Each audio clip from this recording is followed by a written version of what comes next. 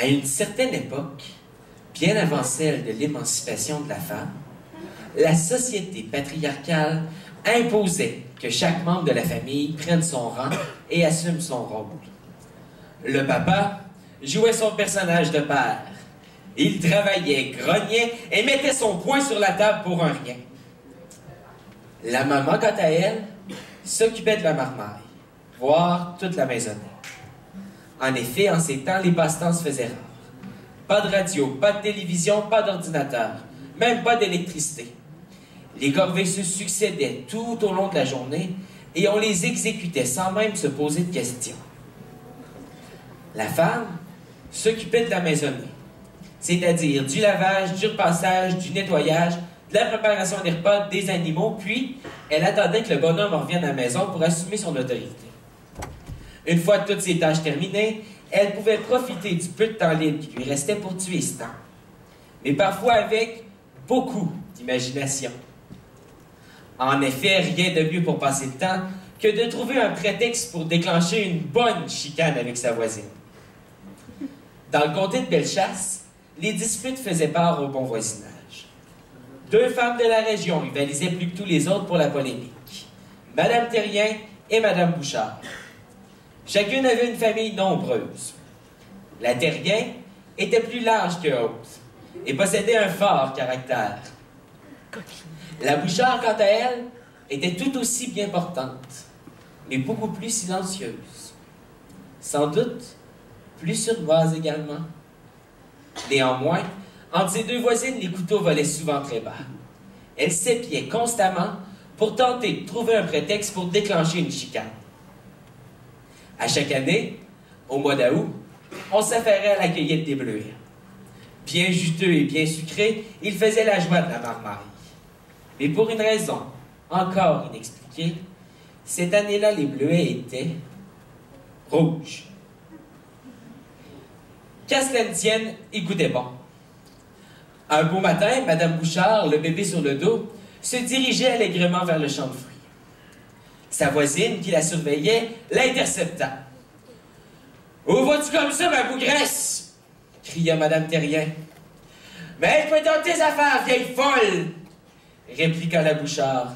« T'es rien qu'une voleuse! »« Voleuse toi-même? Je t'ai vu accueillir l'année dernière, hypocrite! Tu sais très bien que tout le monde se sert, ce sont des fruits sauvages!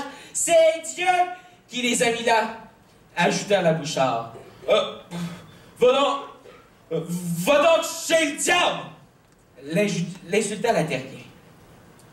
En effet, les habitants du coin n'avaient aucun scrupule lorsqu'il s'agissait de cueillir les fruits qui poussaient dans le champ. La terre appartenait bel et bien à un homme, mais cet être secret ne se mêlait guère aux habitants du village. Il sortait seulement la nuit, paraît-il, et nul ne pouvait dire où il habitait.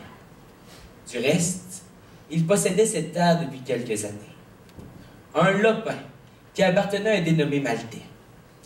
Le bonhomme Maltais, encore tout fringant, perdit la vie d'une façon bien mystérieuse, d'autant plus que la succession fut réglée simplement.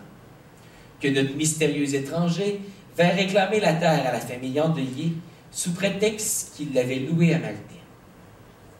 Mais pour en revenir à Madame Bouchard, celle-ci marchait d'un pas ferme vers le champ de fruits. Elle cueillait une bonne quantité de fruits bien rouges et bien mûrs, assez pour faire de bonnes confitures. Puis, elle se retourna chez elle sans même se questionner sur la couleur des baies ou même sur la clandestinité de son entreprise. Après tout, ces fruits appartenaient à tout le monde. C'est Dieu qui les avait mis là.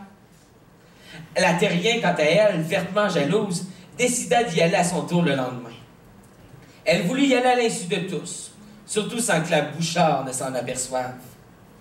Elle aussi cueillit une bonne quantité de fruits bien rouges et bien mûrs.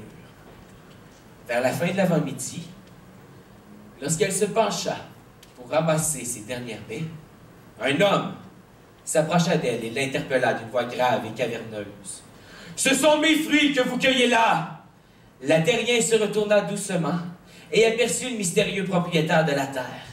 Face au soleil, elle ne pouvait qu'apercevoir la silhouette effroyable de cet homme. Une tête en forme de triangle, des mains gigantesques avec les ongles qui se recourbent sur les doigts. Ce monstre avait les épaules embouteillées et le dos courbé. La terrienne poussa un cri de terreur juste avant de s'enfuir à toute vitesse vers sa demeure. Elle courut à s'en époumoner, mais elle savait que la bête la suivait.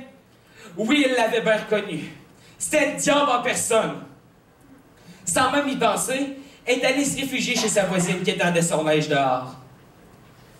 « Mais que se passe-t-il donc? » demanda Madame Bouchard, tout étonnée de voir sa voisine, l'air apeurée et à bout de souffle. « Les bleuets! Là-bas! Le monstre! »« Le monstre? Quel monstre? » demanda la Bouchard qui n'en croyait pas ses oreilles. « Aidez-moi vite!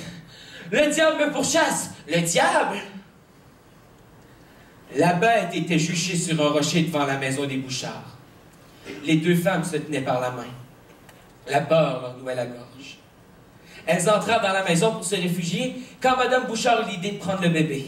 « Prenons-le, » dit-elle à sa voisine. « Il est pur. Il nous protégera contre les maléfices de Satan. Il n'aura aucune emprise sur lui. » Le diable rageait et pestait sur son rocher, car la vue d'un enfant était la seule chose qui pouvait le paralyser. Sa colère était si grande qu'il griffa le rocher des ongles de pied et de main, laissant ainsi des traces indélébiles dans le roc. Après quoi le diable s'évanouit dans l'horizon et les deux femmes furent leur sauve. Encore aujourd'hui, les traces laissées par le diable subsistent à Saint-Lazare de Bellechasse. On y chante même l'Orille, la griffe du diable, comme pièce thème d'un célèbre festival.